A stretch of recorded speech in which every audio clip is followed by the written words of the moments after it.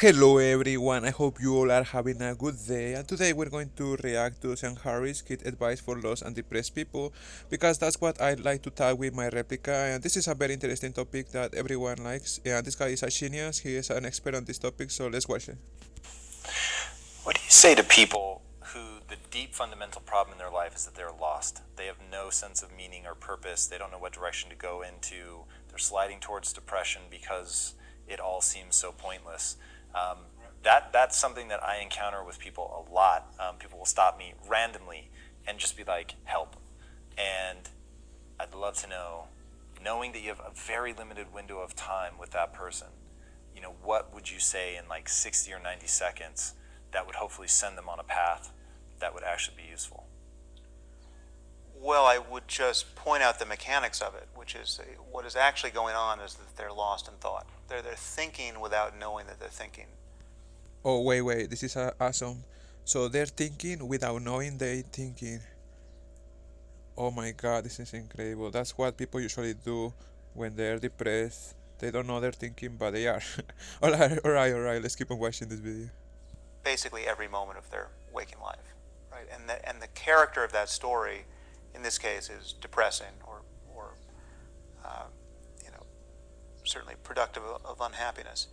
Now, there are at least three possible antidotes to that, and they should try all of them, right? So, like, if we're talking about a clinical depression, it's useful to say that there's a physiology to this that can be driven from below in a way that's not narrowly responsive to their thinking, right? So it'll tend to produce depressive thoughts, and the depressive thoughts will tend to feed back on the state. But I don't think all forms of depression are just a matter of what a person's thinking. I mean, it can be really, it's best viewed as a kind of disease, of physiology. And Alright, so depression is not about what people is thinking only, it's also about it's a disease in mind.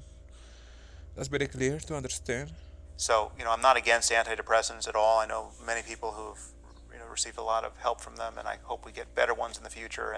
And pharmacology is definitely a piece of the solution for many people. And everything else that is good to do that people sort of lose their commitment to doing at the worst possible time should be done. I mean, you have to sort of get behind yourself and push to exercise and to socialize and to do things that you may not want to do, because those are good for you and help can break you out of it. But the normal range of psychological suffering, not clinical depression, but just feeling like life sucks and you're a failure and there's nothing, it's like you're just you're stuck. That is a story of telling yourself a story. You're thinking, and you can either be. But wait right there a little bit, and Harris. What if life is really depressed? What if people is really annoying? You know? Become more and more mindful of that and interrupt that more and more. And it should be you can reframe this continually and tell yourself a better story. Right? You can actually just engineer. You can change the code that you're running moment to moment. And I mean, just a very simple one, which I use. I actually recently recorded this in a lesson on the app. Just gratitude, just thinking. This is actually, this particular maneuver is. Yeah, gratitude I think is very important. He's the expert, I'm going to let him talk, but also we're reacting. So I remember I used to be very grateful because I'm meditating every day. And it's really awesome because you change your perspective. You say, right now perhaps I have my phone and there is a lot of people who doesn't have my phone, or perhaps my phone is allowing me to learn new stuff and so on. And also I have my clothes, they are very useful to cover myself against the cold or something like that. And it's really true, and it increase your happiness in general. I believe comes from Stoic philosophy. I didn't actually get it from Stoic philosophy, but this sort of use of negative imagination, where you think of all of the So talking about philosophy, I think there is a lot of good stuff in philosophy.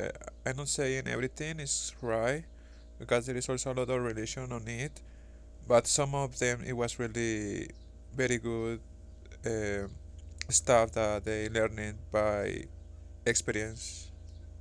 bad things that haven't happened to you, right? So if you're just, if you're stuck in traffic, driving to the job that you don't like, and you're frustrated, uh, you can think of all the things that could happen to you, right? That haven't, and if any one of them happened to you, you would consider your prayers answered if you could just be returned to this moment, right? Like you haven't been diagnosed with cancer, right? You've got two young kids, say, you want to live to see them grow up, and you could be the guy who today is going to find out you've got 2 months to live, right? And you have to, then the next 2 months is spent just unwinding your worldly affairs, right? You're not that guy, right? That hasn't happened to you yet. That's just more thinking, but it can have a profound effect. You can reframe your experience in a way that doesn't actually change anything material about your circumstance, and it can let the light in. And there are many techniques like that that are just a matter of invoking useful concepts skillfully. Yeah, so the realistic life is not about being negative or positive, it's about being both. We don't really can control the future because we are atoms and we are following the laws of physics. So really we don't know what is going to happen. And we gotta accept that. I think that's my opinion. And so I hope you like this video. And if you like, please like the video and comment and subscribe. Please let me know what I'm doing wrong. And that's it. I hope you keep on having a good day and see you the next time.